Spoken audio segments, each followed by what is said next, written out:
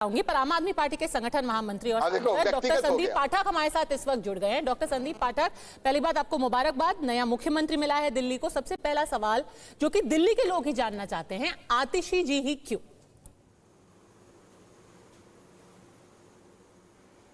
देखिए, आज ये इंपॉर्टेंट नहीं है कि कौन मुख्यमंत्री बन रहा है। आज इंपॉर्टेंट ये है कि अरविंद केजरीवाल जी ने इस्तीफा दिया है। अरविंद केजरीवाल जी भारी बहुमत से चुनकर आए थे और उन्होंने क्यों इस्तीफा दिया है, बड़ा प्रश्न ये है। भारतीय जनता पार्टी ने षड्यंत्र करके राज्य दर राज्य जिस तरीके से देश की संवैधानिक व्यवस्थाओं को तोड़ने का काम किया है, ये बहुत दुर्भाग्यपूर्ण है और इसके दूरगामी परिणाम होंगे। इन्होंने आम आदमी पार्टी के लिए भी यही प्लान बनाया था कि केजरीवाल जी को जेल में डालो, उसके बाद पार्टी को तोड़ो, फिर भारतीय जनता पार्टी की सरकार बनाओ। ये तीनों ही चीजें इनकी फ्लॉप हो गई। लेकिन इनके प्रेशर में ना आके, संविधान की रक्षा के लिए जब जेल में थे तब उन्होंने रिजाइन नहीं किया, लेकिन आज जब वो बाहर आ गए हैं, अपने फ्री विल से, अपनी मर्जी से उन्होंने इस पद से त्याग दिया है। और वो ये कहा है उन्होंने कि भाई जब तक जनता सर्टिफिकेट नहीं देगी ईमानदारी का, तब तक मैं ये पद नहीं लूंगा। तो आज बड़ा क्वेश्चन ये है कि अरविंद केजरीवाल जी ने रिजाइन किया है, और जब वो रिजाइन किए हैं, चुनी हुई सरकार है, 4-5 महीने बचे हैं, 4-5 महीने के लिए आतिशी जी को मुख्यमंत्री बनाया गया। पर मई में भी तो वो बाहर आए थे जमानत पर, तब भी रिजाइन कर सकते थे, जमानत तो तब भी मिली थी। भाई बिल्कुल जमानत इंटरिम चुनाव प्रचार के लिए मिला था। ये स्पष्ट हमने कह दिया था कि भाई हम जेल से सरकार चलाएंगे। जेल में इन्हें डाला क्यों गया आपको पता है? वो जेल में इसलिए डाला गया था कि उनसे जेल में भेजकर उनसे रिजाइन कराए। अब सबसे पहली बात तो यही है कि देश की राजनीति को भी एक नई दिशा दिखानी थी। आज अरविंद केजरीवाल जी ने बाकी सारे मुख्यमंत्रियों को एक नई दिशा दी है कि खबरदार ये इनका सिनिस्टर प्लान पे कोई ना पड़ो। अगर ये जेल में डालते हैं जानबूझ के षड्यंत्र करके, तो रिजाइन नहीं करना है। ये रिजाइन नहीं करना है, एक दिशा दिया है उन्होंने। लेकिन जब प्रश्न अपने अस्मिता पे आती है, अपने ऊपर एक लांछन लगता है, तो एक ईमानदार आदमी के लिए उस लांछन को लेकर आगे चलना बड़ा डिफिकल्ट सिचुएशन होता है। तो ईमानदार आदमी के लिए ये बड़ा दुविधापूर्ण सिचुएशन होता है। उन्होंने ये कहा है कि अब ये लांछन जो लगा है, अब जनता की अदालत में जाएंगे। कोर्ट से तो बाहर आ गए, आ जाएंगे, जनता तय करेगी आगे की प्रक्रिया क्या। अगर जनता कहेगी कि केजरीवाल ईमानदार है तो मुख्यमंत्री का वो पद लेंगे, जनता कहेगी ईमानदार नहीं है, हम बिलीव नहीं कर रहे हैं, तो फिर जनता की। पर संदीप जी, आपके लॉजिक से तो जितने भी ऐसे सांसद, विधायक, नेता हैं जिनके ऊपर क्रिमिनल केसेस हैं, वो तो कहेंगे जनता हमें चुन करके भेज रही है, संसद में भेज रही है या असेंबली में भेज रही है, तो हमें भी क्लीन चिट मिल गई। देश का कानून ऐसे तो काम करता नहीं है। जनता अलग वोट देती है और कानून अलग काम करता है। बिल्कुल, मैं आपकी बात से सहमत हूं। कानून अपना काम कर रही है, तभी तो पीएमएलए जैसे एक्ट में, जहां पे बेल मिलना बहुत मुश्किल होता है, वहां से बेल होकर सारे लोग बाहर आ गए।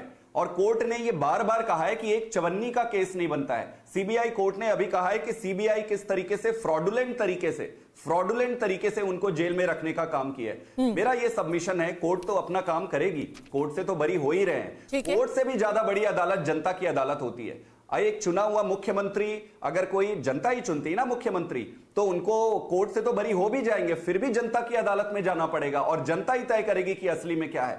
भारतीय जनता पार्टी ने जो संवैधानिक संकट इस देश में लाया है, एक जो इनका मॉडस ऑपरेंडी है सरकार तोड़ के सरकार अपनी सरकार बनाने का, ये बहुत दूरगामी गलत परिणाम लाएंगे इस देश के लिए। अरविंद केजरीवाल जी ने एक दिशा दिखाई है कि ये अगर ऐसा करते हैं तो ये रास्ता है, इस रास्ते पे चलकर भारतीय जनता पार्टी को डिफ्यूज किया जा सकता है। ठीक है, आज इनके पेट में दर्द इसीलिए है। आज पहले कहते थे केजरीवाल जी को रिजाइन कर दो, आज रिजाइन किए तो खुश हो ना, दर्द क्यों है पेट में?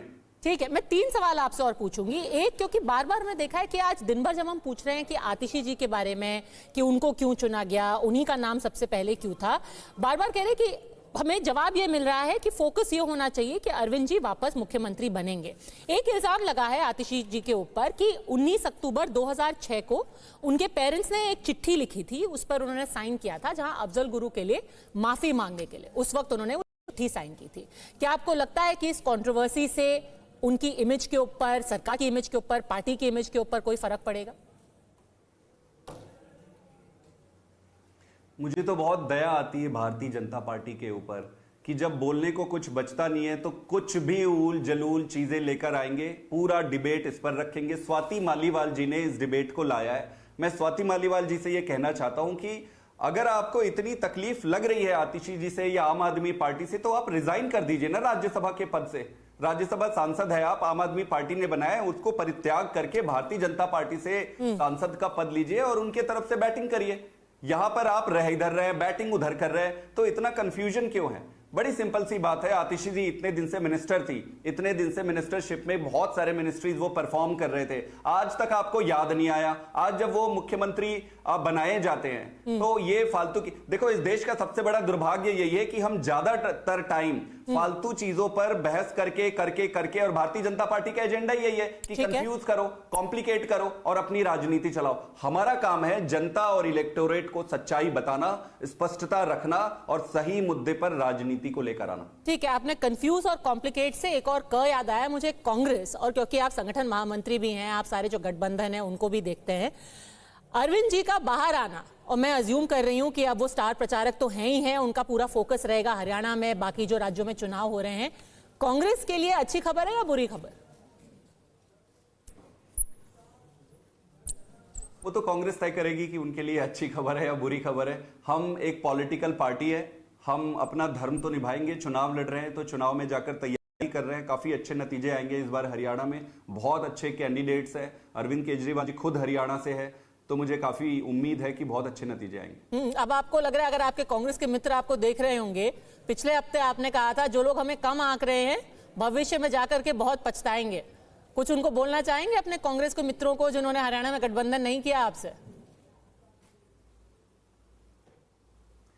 नहीं, कोई बात नहीं, देखो परिस्थितियां होती है और हमें पॉजिटिव कंस्ट्रक्टिव माइंडसेट से आगे जाना है। मेरा फोकस ये है कि मैं चुनाव कैसे कैंपेन करूं, जनता तक कैसे जाऊं, बेरोजगारी की जो समस्या भारतीय जनता पार्टी ने बढ़ाई है उसको कैसे एड्रेस करूं, बिजली की समस्या को कैसे दूर करें, किसानों की समस्या को, अपने एजेंडे को पॉजिटिव रखते हैं, पॉजिटिव एजेंडे पे चलते हैं। जनता जो आशीर्वाद देगी वो सर्वमान्य होगा।